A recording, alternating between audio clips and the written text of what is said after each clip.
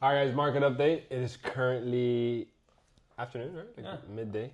So right now, I'm honestly extremely mad. I'm extremely mad where we are right now because the account is sitting at 5,999 and 2 cents. This trade that we took last night, which was the Euro AUD buys, we basically anticipated yesterday from yesterday's breakdown, which was after this 4-hour candlestick had closed. We basically anticipated for this to have a push to the upside. Obviously, because we were taking a counter trend trade at the sell. This was a counter trend trade, and then we retested this neckline along with the structure level after seeing the 1-hour bullish engulfing candlestick formation happen. Basically, close out the sells and enter the buys. Didn't get the sniper entry that I wanted.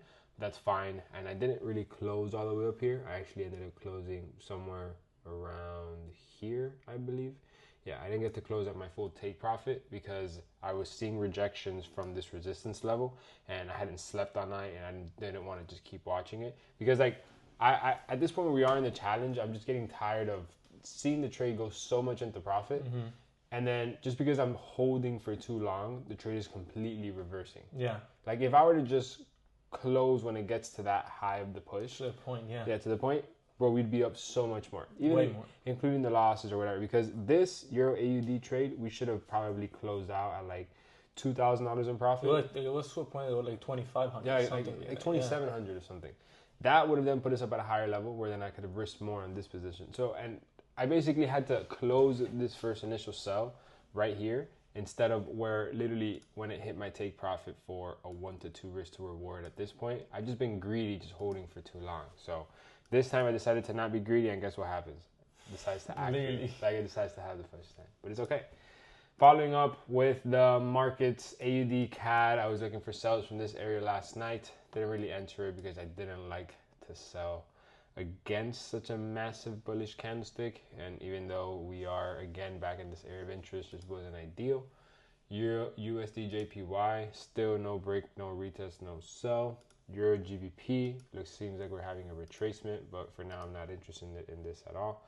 NZD JPY, we are cooking up some buys here, retesting this neckline along with the EMA, but I believe I'm going to wait for the daily candlestick to close because I don't like, there's no way I'm going to buy at a candlestick that hasn't even confirmed close yet. For all we know, this can close bearish below it, and then we break and retest and sell. So I got to wait for this to give me a bit more price action along with AUD JPY, but I'm not really interested in it. Euro USD is cooking up some trades right now. Have to wait for this daily candlestick to close. See if we close as a daily doji or if we close as a bearish candlestick, how we are now, for me to be fully interested in the trade. And last but definitely not least is GBP NZD. We've pulled back all the way up to the same exact resistance where we were last week, where we were interested in taking a trade. So now we are going to potentially look for some sells around this area. But I want to wait to see how this daily candlestick closes. I don't see myself selling after a massive daily candlestick like this, but this is such a respected area that even when you pull up to it with massive bullish moves, we do have sells, massive bullish moves, we do have sells. And as of right now, we are in that massive move. We have to consider that it is currently Thursday. And as of right now, we basically only have 1.5 sessions. Yeah, like day and a half. Correct. And it doesn't make sense to go try and target a move that's going to move, or you would want it to move basically what it moved all of last week in just 1.5 session. It doesn't make any sense. You're like taking like counter trend trades, or like you're gonna keep going with the flow, like with the trend? I mean, it really depends the opportunity. Like if I get a decent counter trend trade, I'll take it, and that's happened a couple times. And I like those trades a lot because they tend to have the highest risk to reward. Yeah. But I'm gonna probably continue to take both whenever they put Okay. Yeah. What the market will have to show you like before to not be able or not to not want to enter this buy over here?